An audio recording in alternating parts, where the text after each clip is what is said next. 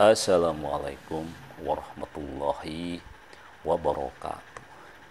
Masih melanjutkan ya pembahasan kita tentang eh, apa yang paling penting ya di dalam kita makan ini ternyata bukan di frekuensinya ya, tetapi lebih pada isinya.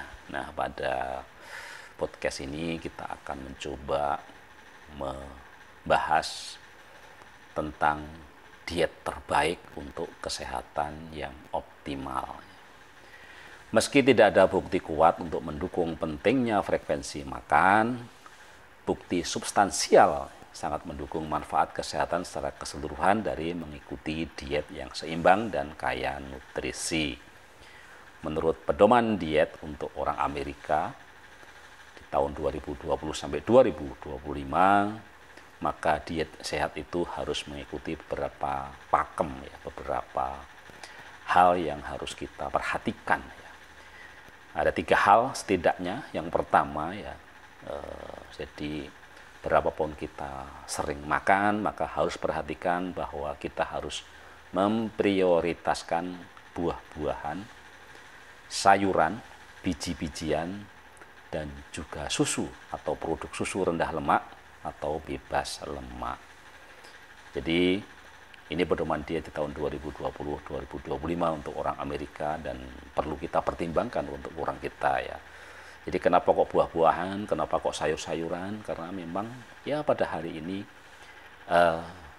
kebiasaan makan terutama sayuran ini memang sangat kurang. Jadi memang ini harus menjadi prioritas kita untuk apakah kita mau sering makan atau makannya jarang, tetapi konsumsi buah dan sayuran harus menjadi prioritas, termasuk juga biji-bijian ya. Kemudian yang kedua adalah termasuk protein dari berbagai sumber ya. Jadi protein tidak hanya dari daging ya, baik unggas, telur, kacang, tetapi juga kacang-kacangan ya, produk kedelai. Ini yang harus kita alokasikan juga. Ya, kita hari ini mungkin terlalu banyak kita sering makan makanan protein hewani, tetapi kita agak kurang protein nabati. Ya, masih bagus kalau kita masih punya kegemaran untuk makan tahu tempe ya.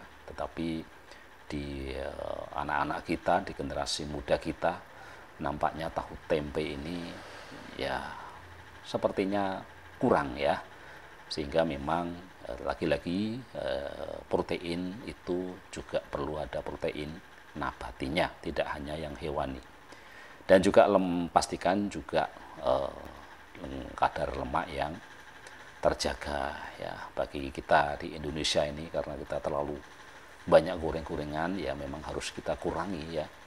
Tidak apalagi untuk protein-protein hewani yang memang sudah berlemak ya, jangan lagi ditambah lagi dengan minyak goreng.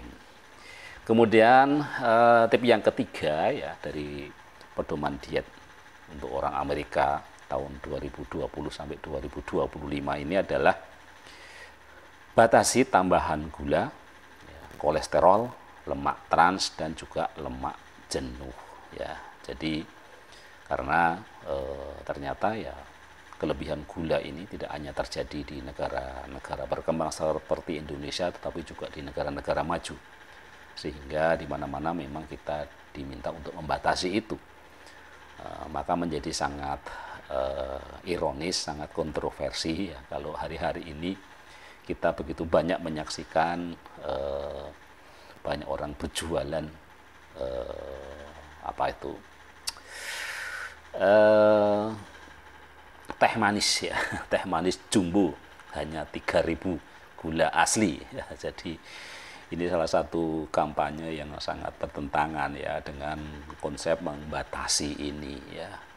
Jadi patut dicurigai juga nih ya kampanye-kampanye seperti ini ya, karena memang kita sudah eranya harusnya membatasi gula, membatasi kolesterol, dan membatasi lemak trans ya. Jadi penggunaan minyak goreng terutama di negara kita ini ya juga yang harus dikendalikan ya. Jadi kadang-kadang harga mahal minyak goreng itu menguntungkan juga ya, supaya kita menjadi lebih terkendali gitu ya. Dan sebagai kesimpulan dari kita membicarakan tentang frekuensi makan ini, bahwa bukti beragam tentang pentingnya frekuensi makanan ya, meskipun tidak ada bukti kuat yang menunjukkan bahwa satu gaya makan lebih unggul dari yang lain, keduanya dapat menawarkan manfaat kesehatan dan kebugaran jika kita mengikuti pola makan yang sehat. Dengan demikian pada akhirnya tergantung pada preferensi pribadi dan pendekatan mana yang paling cocok untuk kita semua ya. Selain itu, jika Anda memiliki kondisi kesehatan tertentu, satu gaya mungkin menguntungkan daripada gaya yang lain ya. Jadi apalagi dengan gaya yang tadi, apalagi ketika ada penyakit pada diri tubuh kita, tentu kita harus punya gaya tersendiri yang berbeda dari keumuman tadi. Seperti biasa ya, kalau kita memang masih banyak hal yang kita pertanyakan, alangkah baiknya kita juga konsultasikan kepada penyedia layanan kesehatan Anda sebelum membuat perubahan-perubahan signifikan di dalam diet kita ini. Baik, nanti akan kita lanjutkan dengan topik-topik lain masih tentang perilaku makan, kesehatan, dan Islam. Tetap di Hidup Sehat bersama Lukman Effendi. Wassalamualaikum warahmatullahi wabarakatuh.